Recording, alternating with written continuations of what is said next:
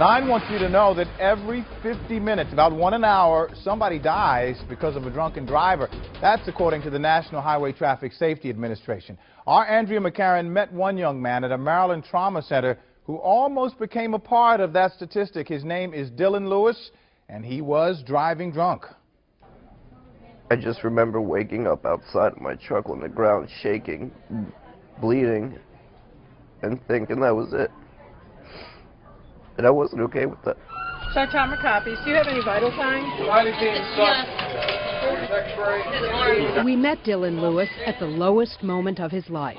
I wanted to fight, and I wanted to live, and I wanted to stay here. And I did that.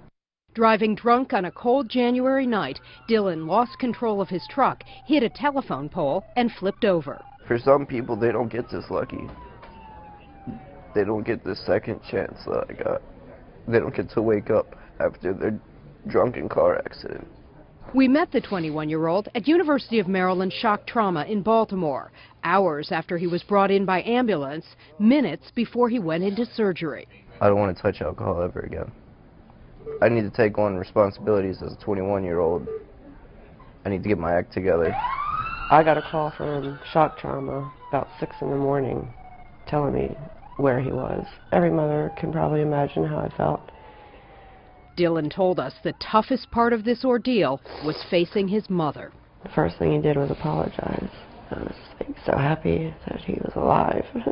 And thinking that was it. We showed her the interview Dillon did with us from his hospital bed. We agreed that there would be no alcohol in this house ever again.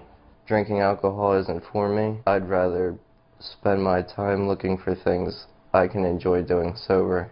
Somebody not too much older than you all who decided to drink and drive, and he nearly lost his hand. Dillon's raw honesty already appears to be impacting young lives. We met him just by chance while visiting this trauma center with a group of juvenile offenders, teenagers, getting a glimpse of the real-life consequences of their destructive behavior. And just seeing blood all over my clothes. Let this be a wake-up call, because I never want to see any one of you guys here as a patient. So I hope that those kids really learn that, you know, they have families and they have lives. And if they have dreams, drinking is going to take it all away from them. And that's all I want. That's all I want them to see. Andrea McCarran, 9 News Now. And Dillon and his mom, Leslie, have joined us here in the studio. Welcome to both of you, and we're glad that things are much better now, a month later. But Dillon, you told us you started drinking when you were 15 years old. Leslie, you didn't know about it, but should you have now that you look back?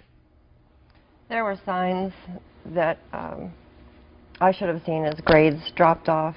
He started having less to do with the family and more to do with his friends. I'm sleeping in late. That was it. Those are some of the signs to look for. What would you tell a parent who's looking around now and wondering, could this be my kid? I would question the child. I don't know. I don't know what you do after that point, if they're not going to admit it to you. Well, that's a good question. So, Dillon, you knew when you got behind the wheel that drunk driving was bad. We all know it's bad. Was there anything your mom or anyone else could have said or done to make you think twice before you started the truck that night? No, I don't think there is anything that could have been said to me. I was hard-headed, and she had told me numerous times not to take the truck out after I'd been drinking. And I knew there were smarter ways to get to places after I had been drinking, but unfortunately this is how far I had to take it to learn my lesson. So how do you think kids are going to listen to you now as you try to get them to do what you couldn't do, which is listen? Because I'm young and I'm still here, and when most people, parents, try to tell their children that this is what drinking can lead to, they blow it off their shoulders like they hadn't heard it.